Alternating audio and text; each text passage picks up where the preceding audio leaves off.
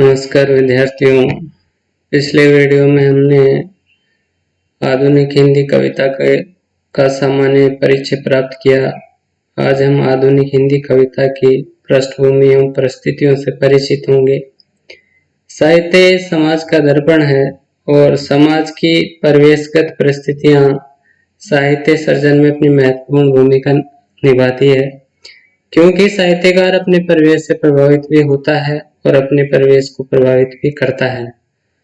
सामाजिक परिवेश में परिवर्तन के फलस्वरूप साहित्य के स्वरूप में भी परिवर्तन आता है और साहित्य में नवीन प्रवृत्तियों का उदय होता है। समाज का परिवेश निर्माण करने में राजनीति, अर्थ, समाज, अर्थ एवं धर्म का विशेष योगदान होता है और समाज का ये परिवेश ही साहित्य की दिशा और प्रवृत्तियों का निर्धारण करता है। इसी बात को आचार्य रामचंद्र शुक्ल ने कहा था कि साहित्य जनता की चित्तवृत्तियों का संचित प्रतिबिंब है और जनता की चित्तवृत्तियों में परिवर्तन के फलस्वरूप साहित्य के स्वरूप में परिवर्तन होता है और जनता की चित्तवृत्तियां समाज के परिवेश के निर्माण में तत्कालीन राजनीतिक, सामाजिक, आर्थिक एवं धार्मिक परिस्थितियों का विशेष योगदान होता है। आज हम आधुनिक हिंदी कविता की प्रवृत्तियों के मूल में जो तत्युगीन राजनीतिक, सामाजिक, आर्थिक और धार्मिक परिस्थितियां रही है उनकी चर्चा करेंगे, उनका अध्ययन करेंगे। राजनीतिक परिस्थितियों की अगर अपन बात करें, वैसे तो आधुनिक हिंदी कविता का प्रारंभ 1850 से माना जाता है, लेकिन आधुनिक हिंदी कविता के लिए जो जिम्मेदार परिस्थितियां हैं वह 1850 से पूर्व ही प्रारंभ हो जाती है, क्योंकि किसी भी काल के साहित्य में नवीन जो प्रवृत्तियां हैं वो जादुई ढंग से अचानक प्रकट नहीं होती है, अभी तो कुछ समय पूर्व से ही उनका बीज वपन शुरू हो जाता है। आधुनिक हिंदी कविता की भी राजनीतिक परिस्थितियों की अगर अपन बात करें तो इतिहास में हमने पढ़ा है कि मुगल साम्राज्य के पतन काल में अंग्रेजों का बतौर व्यापारी भारत में आगमन होता है और अंग्रेजों के साथ साथ अन्य विदेशी शक्तियां भी भारत में व्यापार के लिए आती है, जिनमें डच, पुर्तगाली, फ्रांसीसी आदि होते हैं। इन विदेशी शक्तियों में व्यापार की प्रतिस्पर्धा के कारण जो है भारत में राजनीतिक प्रभुसत्ता कायम करने की होड़ बढ़ती है। परिणाम स्वरूप 1600 ईस्वी में ईस्ट इंडिया कंपनी की स्थापना होती है और ईस्ट इंडिया कंपनी अपने व्यापारिक लाभ के लिए धीरे धीरे भारत में राजनीतिक प्रभुसत्ता स्थापित करना शुरू कर देती है और इसी क्रम में 1757 में प्लासी का युद्ध होता है, जिसमें बंगाल के नवाब सिराजुद्दौला की पराजय हो जाती है और फलस्वरूप बंगाल पर अंग्रेजों का अधिकार हो जाता है। इस प्रकार 1764 में बक्सर और 1765 में कड़ा के युद्ध में मुगल सम्राट शाह आलम की पराजय के फलस्वरूप बंगाल, बिहार और उड़ीसा पर ईस्ट इंडिया कंपनी का अधिकार हो जाता है। आगे चलकर ये साम्राज्य विस्तार जो है 1799 में मैसूर राज्य तक, 1818 में मराठा और 1849 में सिख साम्राज्य तक विस्तृत हो जाता है। इसी समय में लॉर्ड डलहौजी भारत आते हैं और लॉर्ड डलहौजी की विलय नीति, जिसके अंतर्गत पैतृक वारिस से रहित जो देसी रियासतें या देसी राज्य थे उनको अंग्रेजी साम्राज्य में मिलाने की नीति, जिसे विलय नीति या व्यापक सिद्धांत कहा गया। इसके तहत सतारा, झांसी, नागपुर इनको जो है अंग्रेजी साम्राज्य में मिला लिया गया। परिणाम इसका ये हुआ कि जो सामंतवादी ताकतें थी, जो देसी रियासतें, देसी राज्य थे, उनमें अंग्रेजी साम्राज्यवाद के खिलाफ जो है विद्रोह की भावना पैदा हुई और उसका परिणाम जो है 1857 का प्रथम स्वतंत्रता संग्राम जो है उसके रूप में देखने को मिला। यद्यपि 1857 का प्रथम स्वतंत्रता संग्राम जो है वो विफल रहा, परंतु इसका परिणाम ये हुआ कि भारत में इसके बाद जो है ईस्ट इंडिया कंपनी का शासन समाप्त कर दिया गया और उसकी जगह भारत जो है ब्रिटिश उपनिवेश बन गया और ब्रिटिश सरकार ने भारत की शैक्षिक, आर्थिक और औद्योगिक नीतियों में परिवर्तन करना शुरू किया। फिर भी भारतीयों को इसमें जो पराजय हुई, उस पराजय बहुत से भारतीयों में राष्ट्रीय भावना का उदय हुआ और आगे चल करके 1885 में राष्ट्रीय कांग्रेस की स्थापना होती है। 1905 में अंग्रेज सरकार द्वारा बंगाल का विभाजन कर दिया जाता है, जिसका पूरे देश भर में विद्रोह हुआ और स्वदेशी आंदोलन का जो है वो प्रारंभ हुआ। विदेशी वस्तुओं का बहिष्कार किया गया। 1914 में प्रथम विश्व युद्ध प्रारंभ हो गया। भारतीयों ने अंग्रेज सरकार के प्रति अपनी प्रतिबद्धता प्रकट की। उसके बावजूद भी रोलट एक्ट पास कर दिया गया अंग्रेज सरकार के द्वारा, और इसका अंग्रेजों की इस दमनकारी नीति के खिलाफ संपूर्ण भारत में जो है आक्रोश की भावना पैदा हुई। संयोगवश इसी समय राजनीतिक नेतृत्व पर गांधी जी का आगमन होता है, और गांधी जी का जो सबसे बड़ा योगदान है वो ये है कि उन्होंने आजादी के इस आंदोलन को एक राष्ट्रीय आंदोलन बनाया, और इसमें देश के हर व्यक्ति की, किसान और मजदूर की वर्ग की भी सहभागिता अर्जित की, और इस कारण जो है जन जन के सहयोग से उस समय आजादी का आंदोलन एक राष्ट्रीय आंदोलन में परिवर्तित हो गया। वैश्विक परिदृश्य पर इस समय पूंजीवाद के खिलाफ मार्क्सवाद का उदय हुआ, समाजवादी विचारधारा का विकास हुआ, और इसी समय 1942 में जो है भारतीयों ने भारत छोड़ो आंदोलन शुरू किया, जिसमें करो या मरो का नारा दिया गया, और ब्रिटेन में भी इस समय उदार दल की सरकार बनी, जिसके परिणाम स्वरूप 15 अगस्त 1947 को भारत को आजादी मिल गई। परंतु आजादी के बाद के परिदृश्य पर भी अपना चर्चा करें तो आजादी के बाद भारत ने गुटनिरपेक्ष नीति अपनाए, और किसी भी गुट में उस समय जो वैश्विक स्तर पर 2 गुट थे उनमें शामिल नहीं हुआ, पंचशील के सिद्धांतों पर चला। लेकिन परिस्थितियां बदली, और राजनीति से या प्रजातंत्र से जनता को जो अपेक्षाएं थी उन पर प्रजातांत्रिक व्यवस्था जो खरी नहीं उतर पाई। इसका प्रभाव भी हमें आधुनिक हिंदी कविता में देखने को मिलता है। इन राजनीतिक परिस्थितियों के अगर हिंदी कविता में प्रभाव पर अपन चर्चा करें तो अपन ये समझ सकते हैं कि 1857 के उस क्रांति के से जो राष्ट्रीय भावना भारतीयों में जागृत हुई थी, उस राष्ट्रीयता की भावना का प्रभाव जो है भारतीय हिंदू युग और उसके परवर्ती युग के कवियों के काव्य में देखने को मिलता है। भारतीय हिंदू युग में सर्वप्रथम जो राष्ट्रीय चेतना का भाव देखने को मिलता है पहली बार कविता में, वह इसी राष्ट्रीय भावना का परिणाम है। इसी प्रकार समाजवाद के फलस्वरूप हिंदी कविता में जो है प्रगतिवादी काव्य धारा का उदय होता है, और आजादी के बाद जो शासन तंत्र में भ्रष्टाचार रहा उससे जो मोहभंग की स्थिति उपजती है उसका परिणाम भी मोहभंग की कविता और जनवादी कविता में देखने को मिलता है। इस प्रकार हमने जाना कि किस तरह इन राजनीतिक परिस्थितियों ने आधुनिक हिंदी कविता को प्रभावित किया है। इसके बाद अपन चर्चा करते हैं सामाजिक परिस्थितियां। सामाजिक परिस्थितियों की चर्चा करें तो अंग्रेजों के आगमन से पूर्व भारतीय जो समाज था वह सामंती धार्मिक मानसिकता से बद्ध समाज था, और इस समाज में जो है जड़ता और रूढ़िवादिता थी, और अनेक तरह की कुप्रथाएं, बुराइयां और बाह्य आडंबर, जाति प्रथा जो है वो अपनी चरम सीमा पर था।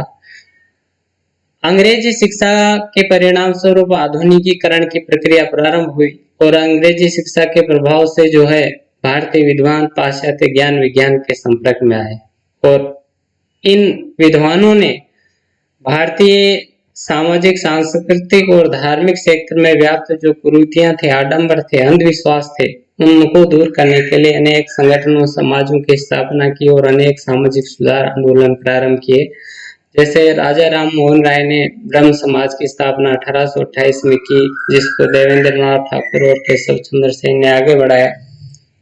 तो राजा राम मोहन राय ने सती प्रथा और जाति प्रथा का विरोध किया, स्त्री पुरुष की समानता और विधवा विवाह का समर्थन उन्होंने किया। इसी तरह जो है स्वामी दयानंद सरस्वती, उन्होंने 1875 ईस्वी में आर्य समाज की स्थापना की, और इस आर्य समाज ने जो है वेदों की ओर लौटो जो है वो नारा दिया, और जाति प्रथा और छुआछूत का विरोध किया। स्त्री शिक्षा व स्त्री पुरुष समानता का समर्थन आर्य समाज के मुख्य उद्देश्य थे। इसके इसी तरह प्रार्थना समाज जो है केशव चंद्र सेन और महादेव गोविंद रानडे ने जो है इसकी स्थापना और इसका उद्देश्यों को आगे बढ़ाया। इसका जो मूल ध्येय था वो भी जाति व्यवस्था का विरोध, प्रथा प्रथा का विरोध, बाल विवाह का निषेध, विधवा विवाह और नारी शिक्षा का समर्थन था। इसी तरह थियोसॉफिकल सोसाइटी है, महात्मा ज्योतिबा फुले है, इन सभी ने भी समाज सुधार के कार्यक्रमों में अपना योगदान दिया। और महात्मा ज्योतिबा फुले की जो पत्नी है सावित्रीबाई फुले, जो देश की पहली स्त्री शिक्षिका भी है, उन्होंने देश में स्त्री शिक्षा की नींव डाली। और इन सभी विचारकों ने जो है तत्कालीन समाज में जो ये कुरीतियां थी, स्त्री सती प्रथा थी, विधवा विवाह था, बाल विवाह था, दहेज प्रथा थी, प्रदा प्रथा थी, जाति प्रथा थी, इन सभी का विरोध किया और विधवा विवाह, स्त्री शिक्षा, इनका समर्थन किया, जिसके परिणाम स्वरूप जो है इस काल सामाजिक व्यवस्था में इस काल में बड़े ठोस परिवर्तन हुए और उन सभी का प्रभाव जो है साहित्य में दिखाई देता है।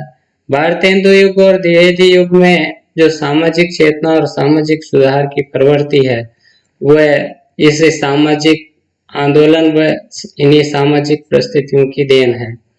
आर्थिक परिस्थितियां जो है वो चिंतन को प्रभावित करती है। साहित्य का इतिहास बदलती हुई अभिरुचियों और संवेदनाओं का इतिहास होता है और जिसका सीधा संबंध जो आर्थिक एवं चिंतनात्मक परिवर्तन से होता है। मतलब व्यक्ति की सोच समाज की सोच में परिवर्तन का आर्थिक स्थितियों से बहुत गहरा संबंध होता है। तो अगर इस समय की आर्थिक परिस्थितियों के ऊपर चर्चा करें तो अंग्रेजों के आगमन से पूर्व जो भारतीय समाज था उसमें कृषि प्रधान ग्रामीण व्यवस्था थी और ये जो ग्राम थे अपने आप में आत्मनिर्भर थे। चार्ल्स मैककाब ने इस संबंध में कहा था कि गांव जो है वो छोटे छोटे गणतंत्र थे और उनकी अपनी आवश्यकताओं की पूर्ति गांव के भीतर ही हो जाती थी, उन्हें किसी बाहरी ताकत पर निर्भर नहीं रहना पड़ता था। भारत में एक राजवंश आए और गए लेकिन गांव के बने रहे। लेकिन अंग्रेजों की आर्थिक नीतियों, अंग्रेजों की कृषि नीतियों से जो है ग्रामीण कृषि व्यवस्था का जो ये सुदृढ़ ढांचा था वो चौपट हो गया। 1793 ईस्वी में लॉर्ड कॉर्नवालिस ने बंगाल, बिहार और उड़ीसा में जमींदारी प्रथा का प्रचलन किया और जिसके फलस्वरूप किसानों का शोषण होने लगा। इसी तरह टॉमस मुनरो जो है उसने 1820 ईस्वी में रेतबाड़ी बंदोबस्त व्यवस्था लागू की और जमीन को व्यक्तिगत संपत्ति के रूप में बदला, लेकिन लगान की ऊंची दरें निर्धारित की गई। परिणाम स्वरूप मालगुजारी और लगान जो है किसान अदा नहीं कर पाए और किसान जो है महाजनों के ऋण से दब गए।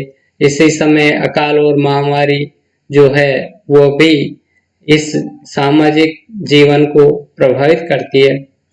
परिणाम स्वरूप ये जो कृषि आधारित ग्रामीण ढांचा है वो चौपट हो जाता है।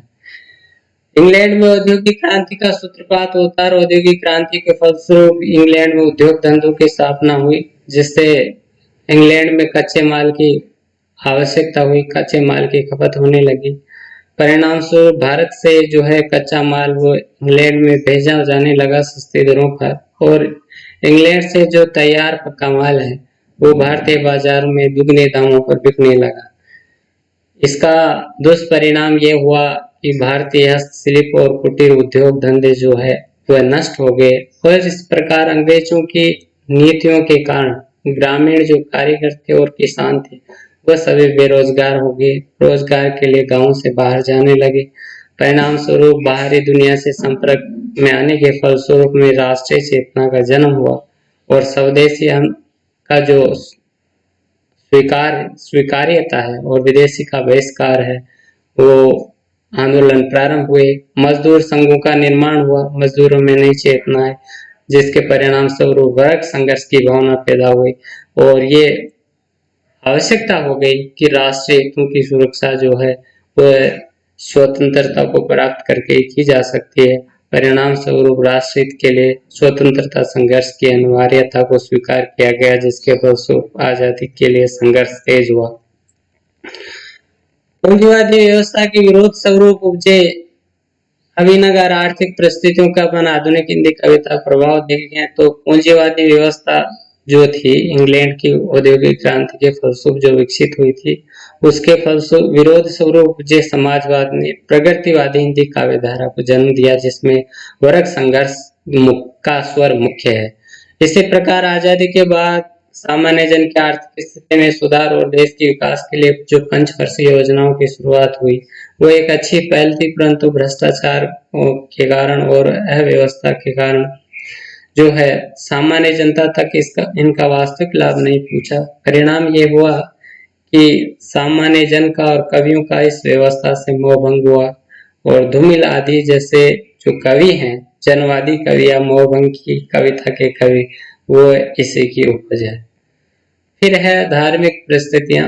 धार्मिक परिस्थितियों की अगर अपन चर्चा करें तो अंग्रेजों के आगमन से पूर्व भारतीय समाज में दो मुख्य धर्म थे, एक तो हिंदू और दूसरा है इस्लाम। परंतु ये दोनों ही धर्म जो है वो रूढ़ और हो गए थे, जड़ता गए थे, इनमें गतिशीलता का अभाव हो गया था। दोनों में अनेक कृतियों और आडंबरों का जो है वो बाहुल्य था। हिंदू धर्म में जाति पाति छुआछूत बाह्य आडंबर वर्णाश्रम धर्म की श्रेष्ठता और यही लौकिकता के प्रति अनासक्ति की प्रधानता थी। इन धार्मिक स्थितियों के बीच अंग्रेजों ने भारत में ईसाई धर्म का प्रचार शुरू किया। ईसाई मिशनरी की स्थापना हुई और ईसाई धर्म के प्रचार के फलस्वरूप ईसाई धर्म प्रचार की जो कट्टरता थी, उसके परिणाम स्वरूप, उसके विरोध स्वरूप हिंदू पुनरुत्थानवाद की भावना का विकास हुआ। आर्य समाज इसकी उपज है। आर्य समाज द्वारा जो है हिंदू धर्म के गौरव पर नए संदर्भों में नवीन दृष्टिकोण से विचार प्रारंभ हुआ। इसका फल ये हुआ कि हिंदू धर्म का एक नया संस्करण ऐसा तैयार हो रहा था जो इन कुरीतियों और आडंबरों और बुराइयों से मुक्त हो, जिसमें बाल विवाह जो है, जाति प्रथा जो है, विधवा विवाह का समर्थन हो, स्त्री शिक्षा का समर्थन हो, स्त्री पुरुष के समान अधिकारों का समर्थन हो, बाल विवाह और जाति प्रथा जैसी कुरीतियों का विरोध हो। और इन सभी के परिणाम स्वरूप जो धर्म है वो प्राचीन और मध्यकालीन संकीर्णता से बाहर निकलता है और धर्म के भीतर जो है एक गतिशीलता का संचार होता है। भारत के आधुनिकीकरण की प्रारंभिक परिस्थितियां थी। जब भारत आजाद हो जाता है तो भारत में गणतंत्र की स्थापना होती है और गणतंत्र के आविर्भाव के साथ ही असांप्रदायिक जनवादी शासन की नींव पड़ती है। समानता, स्वतंत्रता और भाईचारे को संवैधानिक मान्यता मिलती है। सामाजिक न्याय जो है संविधान के द्वारा सुनिश्चित किया जाता है और इन सभी के फलस्वरूप भारत जो है एक पंथ निरपेक्ष राज्य के रूप में उभरता है, जिसका प्रभाव भी साहित्य में दिखा देता है। साहित्यिक परिस्थितियों की चर्चा करें तो साहित्य चूंकि सामाजिक, राजनीतिक, धार्मिक, आर्थिक परिस्थितियों और मानवीय क्रिया प्रक्रियाओं के साथ संवेदनाओं से प्रभावित होता है, तो पाश्चात्य शिक्षा और ज्ञान विज्ञान के कारण जो समाज में बौद्धिकता, तर्क प्रधानता और वैज्ञानिक दृष्टिकोण का विकास हुआ था, उसका प्रभाव साहित्य पर इस रूप में हुआ कि बौद्धिकता और वैज्ञानिक दृष्टिकोण के फलस्वरूप साहित्य में विचार प्रधान गद्य की का उदय हुआ और गद्य की अनेक विधाओं का जन्म जो है पश्चिम के संपर्क के कारण हुआ। हिंदी कविता में इसका प्रभाव जो है ये है कि कविता में भाव के स्थान पर रीतिकाल तक, मध्यकाल तक जिस भाव को प्रधानता दी जाती थी, उसके स्थान पर बौद्धिकता और विचार प्रधानता जो है वो कविता में आने लगती है। और आधुनिक हिंदी जो कविता है वो मध्यकालीन अलंकरण की प्रवृत्ति से जो है अनलंकरण की ओर बढ़ती है और नारी के कामनी रूप की जगह उसका जो सक्रमणी सधर्मिणी रूप जो है वो सामने आता है। वीर श्रृंगार का स्थान जो है विद्रोह, आक्रोश और करुण ले लेता है। ओज जो है वो राष्ट्रीयता का पोषक होता है और मध्यकालीन कविता में जो प्रेम की पुकार थी वो जन जन की पीड़ा की पुकार में तब्दील हो जाती है और ब्रज भाषा का स्थान खड़ी बोली ले लेती है। और मध्यकाल तक ईश्वर, राजा और प्रकृति कविता के केंद्र में रहे। इस काल में मनुष्य और सुख दुख की संवेदनाओं का जो स्वर है इस काल की कविता में दिखाई देता है। विश्व दृष्टि की व्यापकता ने साहित्य के विषयगत एवं कलागत मूल्यों में परिवर्तन लाकर नए साहित्यिक आंदोलनों को जन्म दिया और इसी की उपज प्रगति और प्रयोगवाद है। और इसके बाद जो है कविता है, जन कविता है, जनवादी कविता है, समकालीन कविता है, वह इन सभी की उपज है। तो इस प्रकार हमने ये जाना कि किसी भी युग की जो परिस्थितियां हैं और आधुनिक हिंदी कविता जो है उसमें जो विभिन्न काव्य आंदोलन और काव्य धाराएं चलती है उनमें जिन प्रवृत्तियों का चित्रण होता है वो सभी प्रवृत्तियां उस काल की सामाजिक, आर्थिक, राजनीतिक परिस्थितियों की उपज है। अब अगले वीडियो में हम प्रत्येक काव्य धारा की प्रवृत्तियों का क्रमशः अध्ययन करेंगे। धन्यवाद।